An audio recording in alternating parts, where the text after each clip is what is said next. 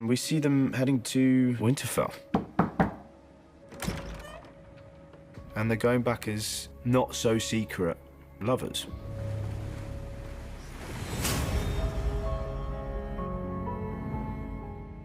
Hi everyone, it's Charlie. HBO just dropped a new Game of Thrones Season 8 Iron Throne promo with a couple big Easter eggs in it that kind of gives us an idea for some of the payoffs and reversals later in the season. Mostly to do with Jon Snow, Daenerys Targaryen's story as it applies to Endgame in their quest for the throne, because HBO's selling Season 8, all the promos that they've been releasing for the throne. They even have a special promotion right now about finding the actual throne. What were you willing to do to win the throne? So we'll break all the Easter eggs down. They're paying off a lot of scenes that they set up on earlier seasons of the show. Like the idea that Jon Snow is going to learn the truth about his heritage, paying off a scene from Season 1, Episode 2, where Ned Stark and him part ways as he goes to the wall and they go down to King's Landing. And Ned Stark tells him, the next time we're together, we'll talk about your mother. What have you seen in the Season 8 trailer? You've seen a lot of Jon Snow in the crypts of Winterfell at all the statues. Lyanna Stark's statue, his mother, that he may or may not know about during this moment when he's with Daenerys, and in front of Ned Stark's statue, thinking about his father. What a coincidence, then, that if he were to learn the truth while he's standing near Ned Stark's statue in the crypts and Samwell walks up and tells him everything.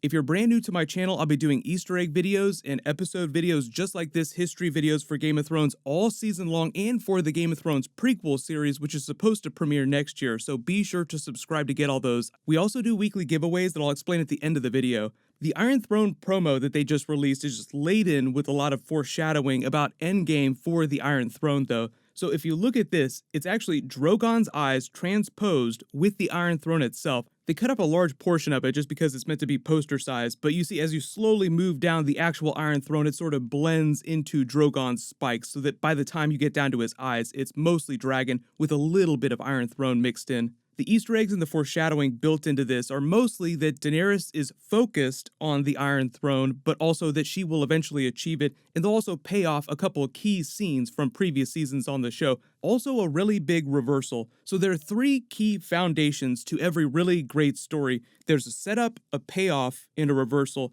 The foreshadowing is Daenerys in the House of the Undying during Season 2, Episode 10. She has visions of several different things, primarily the Iron Throne Room, the wall at Castle Black as the gate is coming up, which was foreshadowing the coming of the Night King, and also which they paid off with her going north of the wall. She sees a vision of her baby with Khal Drogo as he would have been had he lived, which also foreshadows some other things that are happening during Game of Thrones Season 8, which I'll talk about during other videos.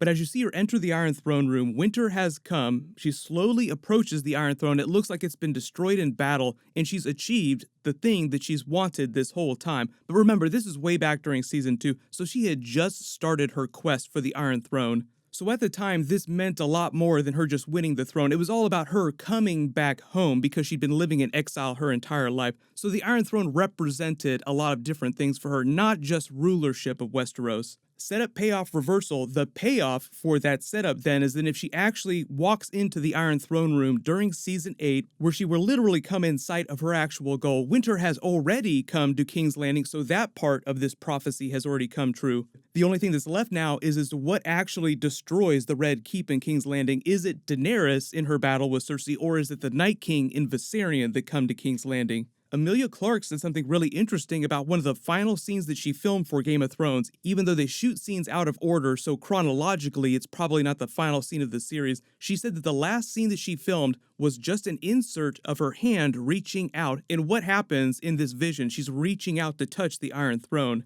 During Season 8, the payoff for this scene would be her actually reaching out and physically touching the Iron Throne while there's a little bit of snowfall around her. But the really important idea, though, is that then there is a reversal. Setup, payoff, reversal. So what would the reversal be if this entire time they've been selling for the throne? Everybody wants the Iron Throne. Daenerys won't stop talking about how the Iron Throne is hers by right. They actually did that a lot during Season 7. She mentioned that several times in conversation with different people. Not only Jon Snow, but also Tyrion and Varys. The Iron Throne is mine by right.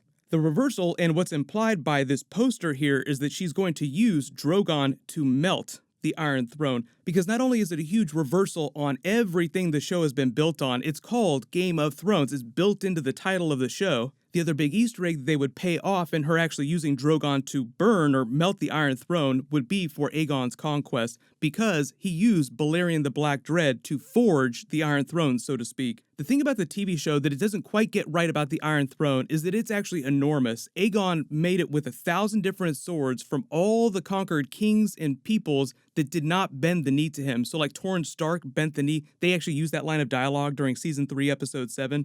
Forgive me, Sir Davos. I never did receive a formal education, but I could have sworn I read the last king in the north was Torrhen Stark, who bent the knee to my ancestor Aegon Targaryen. In exchange for his life, and the lives of the Northmen, Torrhen Stark swore fealty to House Targaryen in perpetuity. Or do I have my facts wrong? I believe your ancestor Torrhen Stark bent the knee to my ancestor Aegon the Conqueror. There are no Stark swords that were melted down and put into the Iron Throne, but it took Aegon the Conqueror 59 days with workers, blacksmiths, to hammer all those swords out with help from Balerion the Black Dread melting them all down. So it took Dragonfire to make the Iron Throne. Thematically, it would make sense that Dragonfire would be the thing to unmake the Iron Throne. And it would be by Daenerys' choice, because you win the thing that you want so much, but then you recognize how much of a problem it's been this whole time. Think about it this way. Daenerys has been talking about breaking the wheel ever since the end of season 6, after she sort of won over the Dothraki horde and got all those blood riders. I'm going to break the wheel. She wanted to serve the poor and the rich alike. She hasn't really done a great job of explaining what that actually means. She's just saying that she wants to be a much better ruler than those that have come before her, and not at all like her father, the Mad King. It makes sense that if we're talking about metaphors here, that the Iron Throne itself is sort of a visual representation of the wheel, quote-unquote, that Daenerys is trying to break, because it is the thing that all these great houses have been warring over for all this time. Robert's Rebellion, the War of the Five Kings, you go back even further, the Targaryen Civil Wars, the Blackfyre Rebellion, everyone in the kingdom throughout history warring over the actual Iron Throne itself. So at the end of the season, they're successful, they defeat the Night King, they break the wheel, they melt the Iron Throne, but it takes Drogon to do that. That's why they probably transposed Drogon's eyes with the Iron Throne and not Viserions, because like they have that promo image of the Night King sitting on the Iron Throne. It looks very ominous, very cool poster, but a bit of a misdirect. That's why they have everyone sitting in the Iron Throne. Like obviously not all these different people are going to actually sit on the Iron Throne. So I've been talking about setup, payoffs, and reversals, mostly having to do with Daenerys scenes, but also remember that this will be true for every single storyline. They'll be trying to pay off a lot of big arcs. Obviously, whether he wants to or not, Jon Snow is very tied up in the idea of the Iron Throne, because now that we know that he was not born a bastard, he is actually a more legitimate heir than Daenerys is. So however they decide to make use of it, I think we can assume that they'll be using that for a little bit of drama. Obviously, Jon Snow loves Daenerys. They want to be together, but they're torn by this secret that gets out. Jon Snow, secretly the son of Rhaegar Targaryen and Lyanna Stark. Daenerys is his aunt. There's all the scenes foreshadowing that Daenerys is going to become pregnant, and Jon Snow is going to be the other half of that. It's not so much a question of them paying these moments off, it's a question of when they're going to pay them off. So I think obviously the first thing that will be found out will be Jon Snow's true heritage.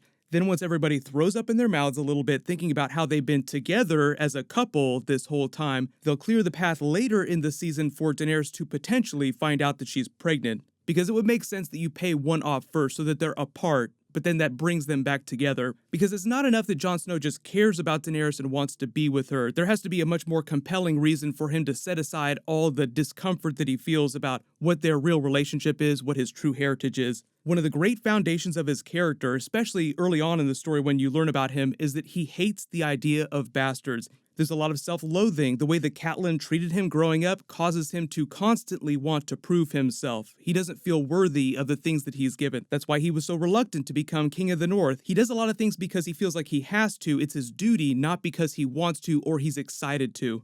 If you want to take that to its logical conclusion, there are a lot of people that are wondering if Jon Snow and Daenerys will get married during Season 8. I don't know if there'll be enough time for that, but if you take a lot of the book Easter eggs in account, it is foreshadowing that eventually that might become a possibility. And there was a big wedding that happened in Game of Thrones Season 1, Episode 1. There are a lot of Easter eggs that they're paying off from the pilot episode. Daenerys got married, but I think it'll take a little more evidence to convince me that they're actually going to pay that off. Let me know in the comments, though. Do you actually think that Daenerys is going to burn or melt the Iron Throne? And do you think that Jon Snow and Daenerys will actually get married during Season 8? There'll be more Game of Thrones posting this weekend, but leave all your video requests and big questions in the comments below. Congratulations, Jose Alvarez. You're the giveaway winner from my last big Game of Thrones video. Please email me on the About page of my channel so I can get your details. Click here for my video on all the Easter eggs about Jon Snow potentially riding dragons during Season 8, and click here for all my Game of Thrones Season 8 trailer Easter eggs. Thank you so much for watching. Everybody stay awesome. I'll see you guys tonight.